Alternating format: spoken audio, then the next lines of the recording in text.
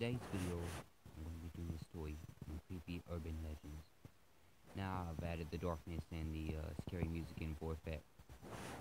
So, the first story we're going to be doing is an urban legend called the Slender Man. Now, the Slender Man is a very quiet and creepy stalker who's between 6 and 7 feet tall. He likes to prey on little children. Now, he hides in the woods and he's very skinny and disguises himself with the trees.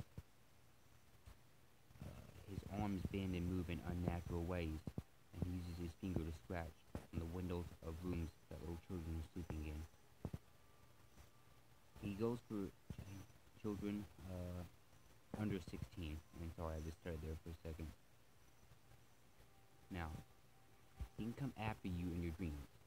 He usually comes after people under 16 who think about him before they go to bed at night.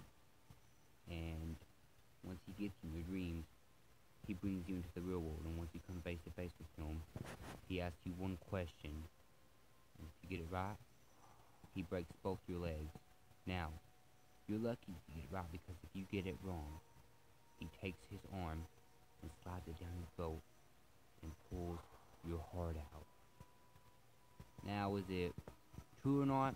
I mean, that all depends on what you believe. There have been stories about this? Yeah, lots and lots of stories of people just saying that the Slender Man has visited them when they're asleep, terrifying them, driving some people to commit suicide.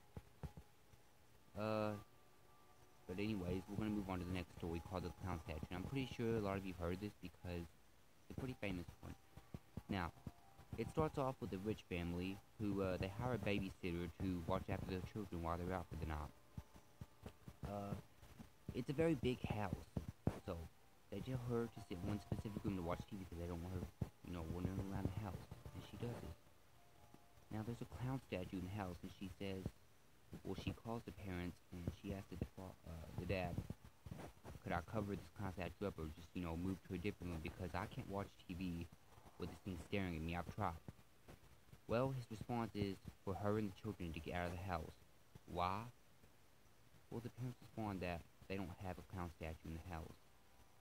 Now, she tries to go with the children, but when she went upstairs, she discovers that they've already been murdered by the clown. Police later figure out that this man is insane and a killer, but it was too late for the children.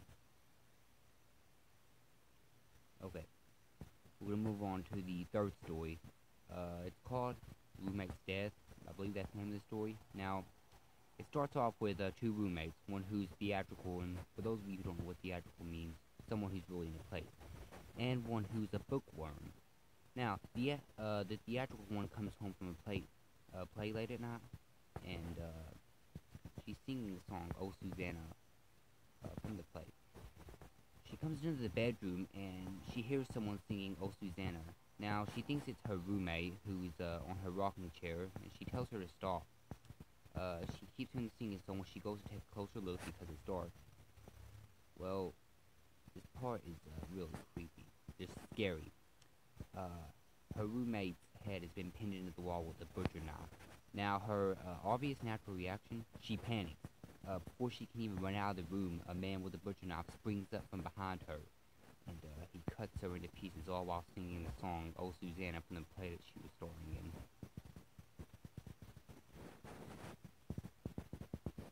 Now, the next story is called The Licked Hand. Well, it starts with a girl who's sitting down watching TV, any normal night. She's at home alone for the first night. She turns on the TV to the news to find that there's a killer on the loose in her hometown. Naturally, she gets afraid, so she locks all her doors and windows and takes her dogs into her bedroom with her, or just her dog. She only has one dog. She keeps hearing a dripping noise from the bathroom, and obviously it's her sink, but times like this you can get a little paranoid. The only thing that's really comforting her is when she puts her hand down the floor and she feels her dog lick her hand, just so she knows that there's someone there with her. She does this a couple more times, and, she just can't go to sleep.